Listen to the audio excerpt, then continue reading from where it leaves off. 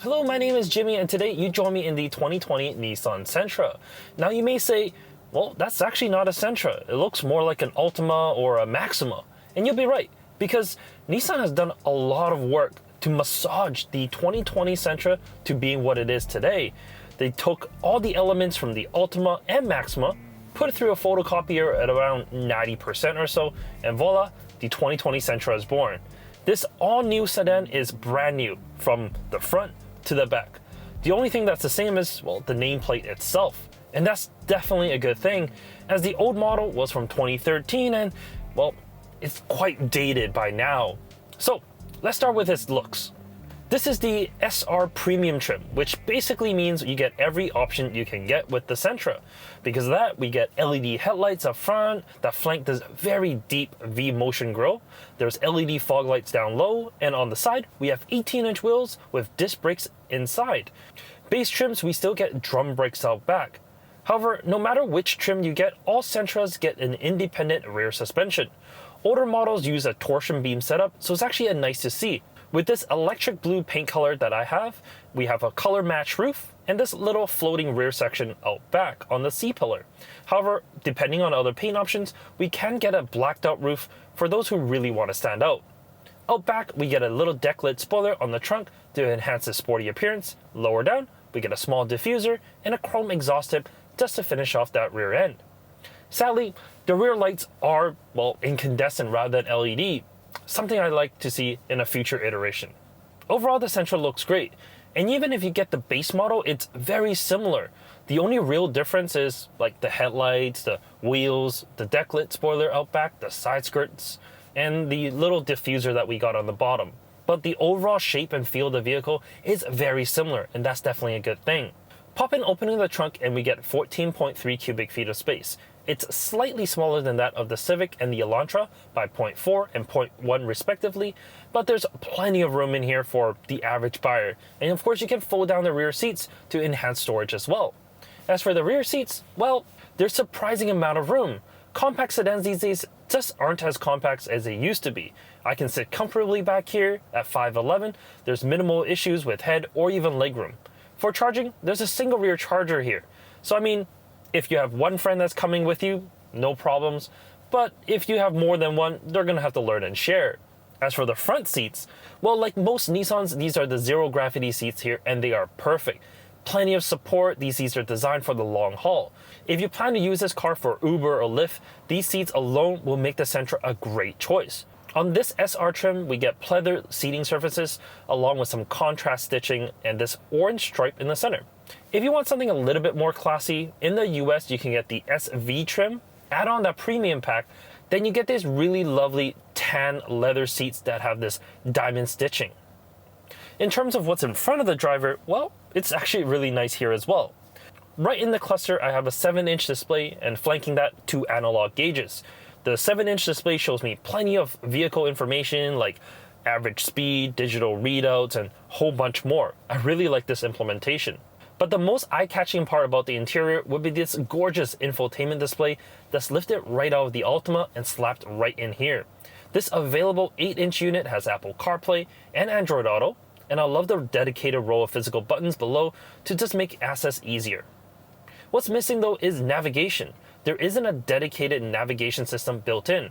However, for most people, I honestly don't think that this is going to be a problem, as you're probably going to be using your phone anyways, as you know, the maps that are on the car, they're going to get outdated pretty quickly. A styling bit that I really like in here is what Nissan calls their GTR inspired air vents. GTR doesn't have round vents in the center, they have round vents off to the side and square vents, or kind of squarish, in the center. So, I mean, I don't know where they get it from. Either case, they look great and they have a really tactile kind of feel to them. And when you close them, you have this like really audible click to them, right? I really like the, just the feel of the vents themselves. And the HVAC control, it's super easy to use. Dual rotary controls to control the climate. There's heated seats and heated steering wheel buttons right there. Just really simple to use. All in all, the cabin is very well put together.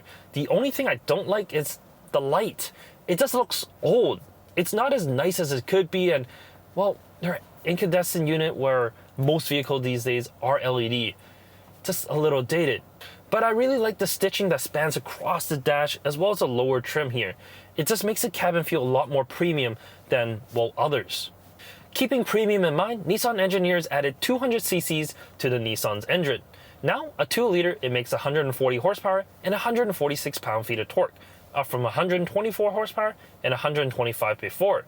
This does make the Sentra a little bit more powerful, but it's a little heavier, so it's not, well, going to be really performance-minded. Paired with the CVT, it takes over 9 seconds to reach 60 miles per hour. And along that way, you're going to hear this buzzy engine kind of whine and complain all the way through. When you're cruising, it does quiet down and it's actually more than acceptable. That said, I don't believe that should be a problem, as people who are looking at a Sentra aren't buying the Sentra for outright speed, but rather efficiency, and the Sentra definitely delivers. With the SR trim we have here, it gets 28 miles per gallon in the city, 37 on the highway, and 32 combined. For Canadians, that's 8.2 liters for the city, 6.2 on the highway, and 7.3 liters for 100 kilometers combined. Hopefully, sooner or later, we'll get a Nismo version of the Sentra, and when we do, we get that really high performance engine so that it can compete more like the Civic Si, as well as like maybe even the Jetta GLI, and that would be very exciting. Speaking of a sportier version, in Canada, you can get the Sentra with a 6-speed manual, while in the US, all Sentras come with a CVT. On the road, the Sentra drives really well. The steering is a lot more communicative than you might actually think, and it actually has some decent weight to it. It's definitely not like Sentras of the past where it's just, well, light and loose. This is actually quite nice, and I like the flat bottom that they put on here. It just makes getting in and out of the car a little bit easier as well. As mentioned, the engine that's under the hood is a 2-liter 4-cylinder. It's not a turbocharged engine, and it's definitely not going to keep up with, well, the Civic EX with the 1.5 turbo. It's not designed to, but overall the system does still deliver decent performance. If you want, there is a little sport mode. You press a button on the shifter here, and a little S comes on the dash, and it, well, makes things a little faster, but not by much. Honestly, just keep it in D, just let it do its thing. If you need a little bit more speed, a little bit more pressure on that throttle, and you're good to go. What's the most surprising part is just how well the Sentra handles. For 2020, as mentioned, they did put an independent rear suspension setup, and it definitely has changed just the overall feel of the car. I mean, driving around the twisties, it feels like every other car. It really does. But there's a certain point of love to it that I just can't explain. It's not like a regular go-to Corolla or a Sentra that they used to. There's just a little bit more feel, a little bit more character, and it makes the Sentra that much more lovable. Something that Nissan has incorporated with all 2020 Sentras is just a bunch of safety features. Collision mitigation braking, forward and back, lane departure warning, blind spot monitoring. I mean, it has all the active safety features to really keep you and your occupants safe. It even has radar-guided cruise control, which does work quite well. But what is missing is Pro Pilot Assist, or, well, Nissan's kind of next tier of active safety features, because this, while it has lane departure warning, it doesn't have lane keep assist. So once you have the features turned on, if it departs from the lane, all it's going to do is warn you. It's not going to keep you and maintain that lane. So that is something to keep in mind, because there are others that does have that feature if that's something that you're looking for. Overall, the Sentra takes a huge step comparing to the previous generation. Nissan has done a really good job developing and designing the Sentra. There's plenty of tech to keep the younger crowd happy, and starting at around $19,000 in Canadian or US, it's actually pretty well equipped. With what we have here, it comes to $24,745 US dollars or 26,133 Canadian. It's priced lower than its competition and definitely delivers really good value for money. So, I mean, overall, the Sentra is a really good car, and it's definitely something you should consider if you're taking a look at compact sedans. I know the segment is dying off, but it still makes a really good car overall. In any case, thank you so much for watching this video. Like the video if you do, subscribe if you want to see more, and yeah, have a great day. Take care.